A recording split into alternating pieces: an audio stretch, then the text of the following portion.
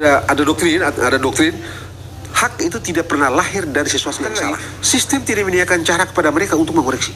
Kita menemukan dua kekosongan hukum, Roy. Ya.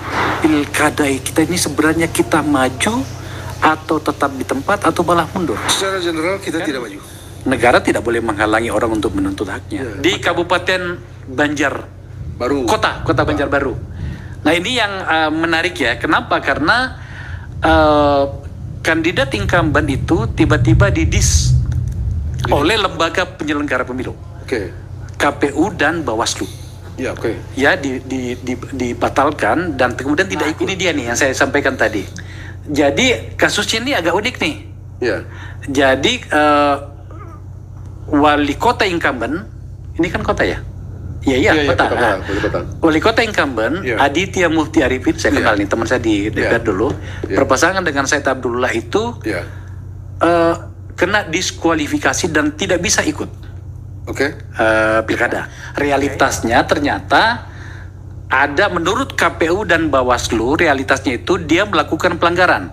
Saya bacakan nih, pasal 71, coba tampilkan. Nah ini dia nih.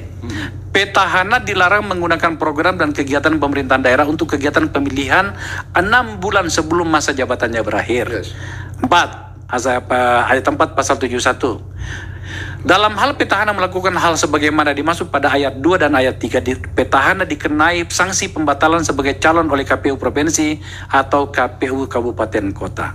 Artinya dibuat menjadi sederhana penjelasannya, ada alasan bagi penyelenggara pemilu untuk membatalkan pencalonannya. Tetapi ternyata itu sudah menjadi asumsi publik itu bahwa ada begitu banyak riak-riak. Bagaimana Anda melihatnya, Bro? Kalau saya rasa Anda tahu saya gitu ya. Saya orang yang dalam soal yang begini saya normatif. Ini undang-undang mengatakan Anda tidak boleh menggunakan kebijakan program pemerintah untuk bla bla bla bla segala macam. Lalu kalau ditemukan kenyataan seperti itu, pilihan cuma satu memang. Bawaslu dan KPU mesti memenuhi perintah undang-undang, laksanakan, batalkan.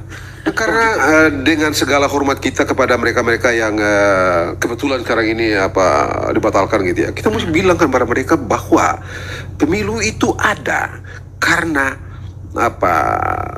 ada kehendak untuk memastikan pemerintah itu tidak ngawur, tidak ngaco, apalagi menggunakan sumber daya rakyat untuk kepentingan dia sendiri.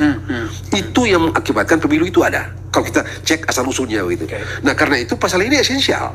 Tidak bisa disepelekan pasal ini nih. Kita ingin pemerintah pemilu itu kan untuk menghasilkan pemerintahan yang bersih, pemerintahan yang akuntabel, dan sejenis yang Anda selalu bicara itu.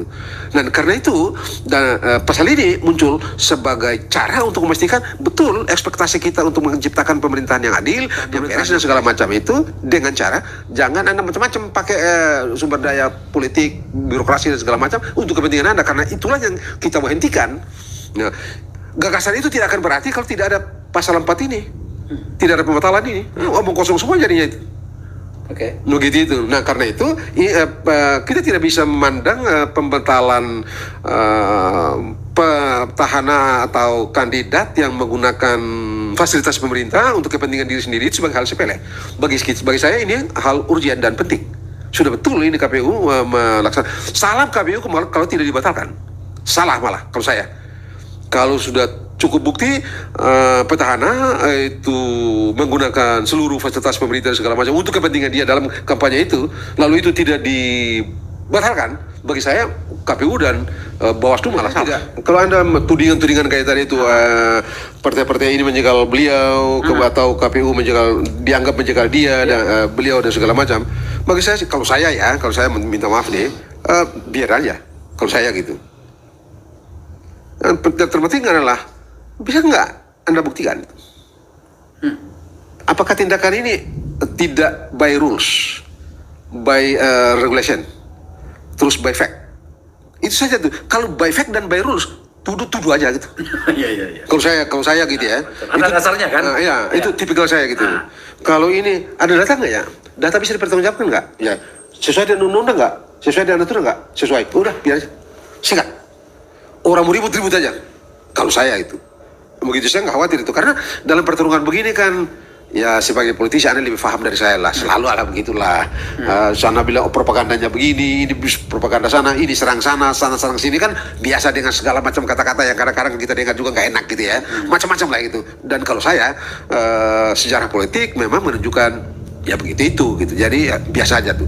Bagi saya yang terpenting adalah by fact, objektif, rulesnya ada, objektif enggak, udah. Kalau by fact, by rules, so baik. Jadi Bapak itu tadi yang kalah, udah mendingan siapkan argumentasi untuk argumentasi hukum, untuk pukul, data untuk pukul. Jangan Kita akan sampai di situ. Oke. Saya gitu. Ya, kita akan sampai Iya, di iya, situ. Yang saya mau katakan begini tadi. Kenapa sampai menjadi menarik salah satu case ini di hasil dari pilkada pemilu lokal ini adalah yang didiskualifikasi adalah malah petahana gitu loh. Waduh.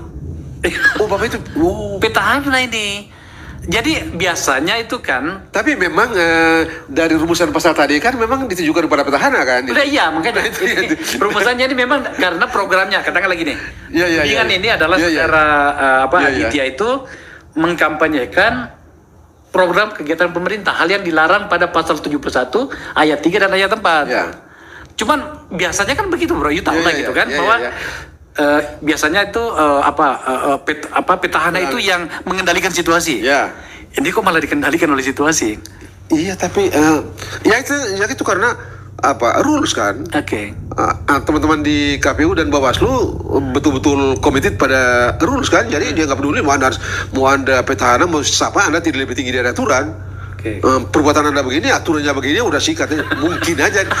Jadi di level itu nih KPU dan Bawaslu gitu. Saya ini berinduk pada pada law, pada act, pada undang-undang gitu, bukan pada Anda. Duit yang ada di KPU ini bukan duit pribadi Anda, ini uang daerah gitu ya, APBD gitu. Jadi ya mungkin jangan-jangan teman-teman KPU punya cara berpikirnya begitu, bersikap begitu. Anda kan duit yang dikasih ke KPU itu kan mungkin duit dari kantong Anda, ini kan APBD gitu kan. Jadi ya kita by law aja, kita by fact aja. Bodoh amat. Mungkin aja begitu ya. Mungkin aja. Apakah benar atau apakah logik atau tepat kalau saudara Mufti Arifin, Aditya Mufti Arifin itu menggugat ke Mahkamah Konstitusi? Dengan semua hormat yang saya miliki yang bisa saya berikan kepada beliau, saya bilang tidak bisa. By law. Why? Karena sudah dibatalkan. Pembatalan ini sah. Suka mau tidak, pembatalan ini sah. Jadi hukum pilkada itu menyediakan cara, prosedur untuk orang yang tidak setuju dengan putusan Bawaslu itu mengoreksinya ke Mahkamah Agung. Jadi hukum memberikan hak kepada siapapun itu yang dibatalkan, yang merasa dirugikan dengan tindakan Bawaslu atau KPU, itu berhak diberikan hak untuk mengoreksi putusan mereka itu ke PT UN dan atau ke Mahkamah Agung. Digunakan apa enggak? Jadi kalau Anda tidak gunakan, ini secara hukum ya, saya bukan orang politik. Kalau Anda tidak gunakan, maka secara hukum Anda harus dianggap secara hukum menerima putusan itu, mengikatkan tunduk pada putusan itu, dan mengikatkan diri pada semua konsekuensi hukum yang timbul dari putusan itu dan sikap Anda itu. Jadi selesai. Jadi istilah teknisnya, Anda kehilangan kepentingan, dan karena Anda kehilangan kepentingan, Anda kehilangan hak. Dan karena itu Anda tidak punya kepentingan, dan sebagai konsekuensi Anda kehilangan legal standing untuk pergi ke Mahkamah Konstitusi. Anda mau suka, mau tidak, mau senang, mau tidak lah. Jadi ini kalau boleh dibikin singkat itu, tindakan KPU itu sah. Memberhentikan beliau dan juga tidak mengganti suara itu juga sah. Dengan akibat hukum, suara-suara yang ada sekarang ini, karena orang tidak tahu dan segala macam, jadi tetap pilih, harus dianggap tidak sah. Dia memilih dia itu. Suara itu harus dianggap tidak ada, nol. Harus dianggap tidak sah. Jadi tidak bisa dibikin based on legal yang menciptakan legal standing Anda. Betapapun ada suara itu. Tadi kan kira-kira Anda bilang, ini ada orang memilih loh. Iya. Oh gitu. Walaupun dia ini sudah dibatalkan oleh KPU, tapi namanya masih ada di surat suara dan orang pilih. Jadi mestinya ada legal standing, ada hak dong. Tapi kan ini dari segi hukum salah ini, barang ini. Tidak mungkin ada hak dalam ilmu hukum ini. Tidak ada doktrin. Hak itu tidak pernah lahir dari sesuatu yang salah. Menarik. Gitu. Hak itu tidak pernah lahir dari sesuatu yang salah. Mahkamah Konstitusi itu jangan toleran terhadap pasal 71 ayat 2 dan 3 itu tadi, yang petahana-petahanan menggunakan fasilitas. nggak boleh toleran kalau saya ya. Harus rigid di situ. Rigid di situ. Karena untuk pemerintahan yang akuntabel, karena itu esensinya adalah untuk mempromot pemerintahan yang akuntabel, responsibel dan seterusnya itu. Jadi dua pasal itu esensi dari mimpi kita mengenai demokrasi bagi saya.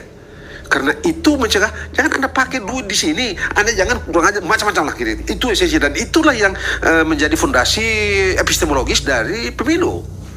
Artinya Anda ingin mengatakan bahwa sebenarnya KPU dan Bawaslu di daerah itu justru seharusnya mendapat apresiasi. Yes, untuk yang kasus ini. yang based on kasus ini gitu ya. Asal jangan toleransi deh pada siapapun dia petahana itu yang menggunakan sumber daya birokrasinya untuk kepentingan kampanye itu. Jangan toleransi. Karena untuk pemerintahan yang akuntabel, yang transparan, yang adil, itulah pasal itu. Itu esensinya bagi saya. Esensi dari pasal itu adalah promosi, mencegah supaya pemerintahan kita akan datang itu tidak bahlul. Saya harus bilang sekali lagi gitu ya. Jangan toleransi terhadap petahana yang menyalahgunakan wewenang. Karena pemilu dan negara kita bikin negara demokrasi atau negara hukum, dan pemilu itu kita bikin untuk mengoreksi kelakuan pejabat. Dan menariknya kan di hukum kita sudah kita tulis tadi itu yang Anda bolak-balik buka itu ada pasal 71 ayat 2, 3 dan sanksinya ada di pasal 7 ayat 4 itu. Kan jelas tuh.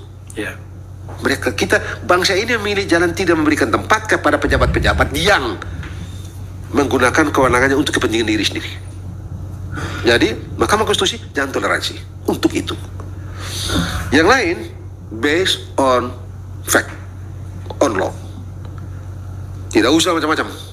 Mau katakanlah di satu daerah, di daerah A misalnya, kebetulan daerah itu misalnya mayoritas katakanlah Islam gitu ya, terus kemudian kepala daerahnya bukan Islam misalnya, udahlah, sudah kita based on law. Sebenarnya ada 3. Saya tambah 1. Oke. Jangan mengabaikan pendapat sarjana hukum. Bukan, kalau ada yang bilang gitu saya oke lah gitu ya.